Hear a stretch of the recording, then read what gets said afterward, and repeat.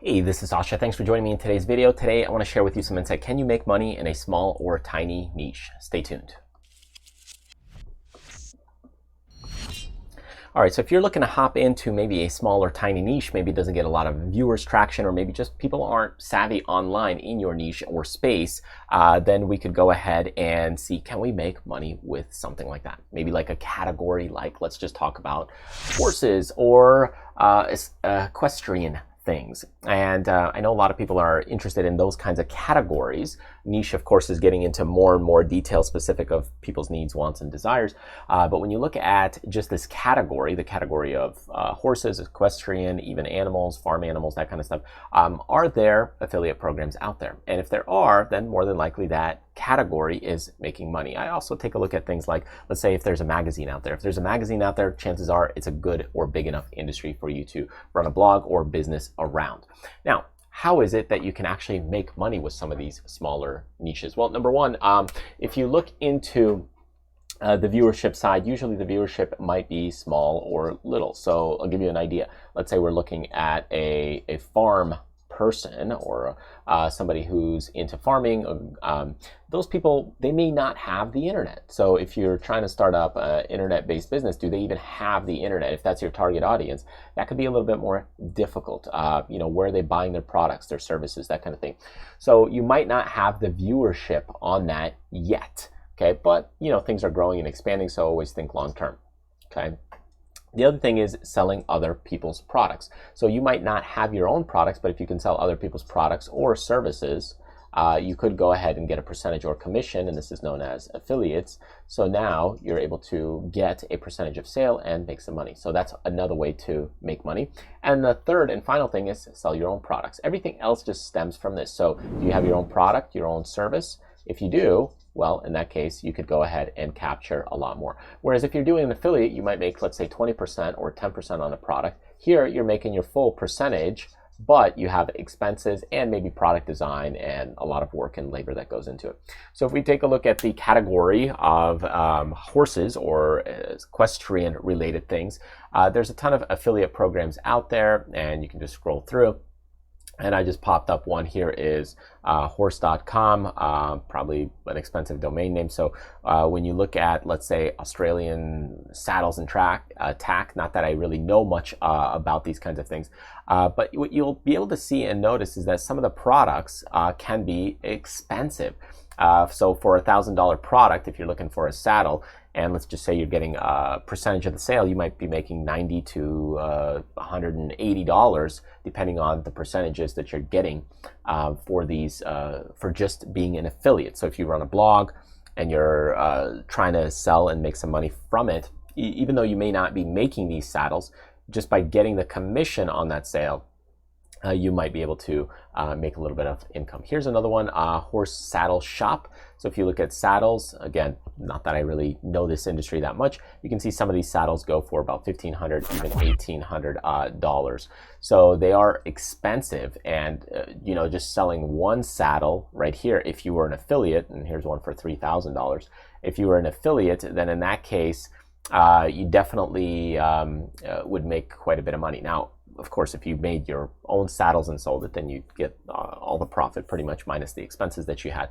But is there traction in these kinds of categories or niches? Yeah, absolutely. There is, but the downside is you have probably less views, and with less views, you might be wanting to sell, there's a couple of things that you might want to go with, and that is either sell a higher end product to be able to make it happen. Because that way, when you get an affiliate or you're selling your own product, since there's less people, you need to be able to make more on those margins, right? So that way your expenses are kind of less, you're making more on the margin, so in the end, you're selling more. Or the other thing is sell more of smaller products, right? So if you're doing this, then you're looking at quantity. But if you don't have the quantity because maybe you're not in a big enough space, then that could be a little more difficult. Now, if you sell a $10 item that every owner of a horse needs, and now let's just say, I don't know how many people there are in the horse world or industry, but let's say there's you get 300,000 people, okay, and then they all want that $10 product. Now you're looking at a $3 million product in sales. And if they need it every year, then now that starts to add up. So it really just depends on how are you tackling the space. The downside with a smaller niche or industry or even category, right? Horses is kind of category. Niche would be something more specific to where, hey, this is anybody who's learning or struggling to ride if they're under 18 and they're trying to also get into competitions, something like that in that space where they're having a struggle with it. So when you're looking at those segments, if there's a lot less views compared to maybe looking at reviews at phones and smartphones, then you have to really make it on either a higher end product or sell more of that to dominate that space. It's not to say that you can't do it or can't make money in that smaller space, because, for example, like advertising, if you're trying to get ads, again, that space is difficult because the viewership, you're not getting as much viewership. There's not as much exposure. Now, in these spaces, I find it's going to be relative to the percentage of space that you can dominate or cover, right? The ad dollars for, let's say, per 1,000 views is going to be different in a small space. You actually can make more because there's just a smaller space. In a small space is different than 1,000 views on a, let's say, a popular space or a saturated space. So it allows you to, in some areas, make a little bit more because of the just the category or the industry. But the downside is there's just not as much traction. So I would say if you can find something that is a little more higher end product or more expensive products, because if you're looking to deal with something like horse saddles, obviously you can sell them for about $1,500. But if you're looking for something that's maybe more like, hey, I'm selling unique or specialized pens, and those pens are maybe only $20, then maybe the affiliate or the commission is not going to be worth it, because just the value of a pen or $20 or $40 is not something that other people are willing to pay a big affiliate commission for. So with something like saddles, you got a $1,600 product, you sell one of those, you might be able to make $150. Sell 2 or 3 a month, even though you're not making them, now you're looking at some sort of value. And if you have 2 or 3 niche sites going, right, let's just say you do a couple of them, right, think of them as like your inventory of affiliates. They're like your worker bees. And you got this one, and they all, this one makes $300 a month, that one makes $600 a month, that one makes $800 a month. Now you're looking at a couple of these building kind of your building, your business. It's coming in, money's coming in from different areas and aspects from smaller niches.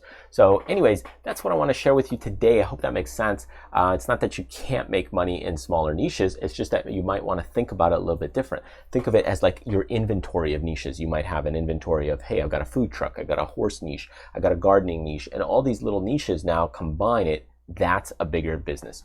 Definitely if you can have a niche where there's some more like exotic plants that you could sell, that or even affiliates for, that now you can make some money or commission from, that can drive up your revenue. Or saddles, expensive saddles, again, if you're an affiliate, you can make more money. Now if you sell your own products, of course you make the majority of that. Anyways, thanks for joining me and sticking with me. Enjoy the rest of the day ahead, and I will see you next time.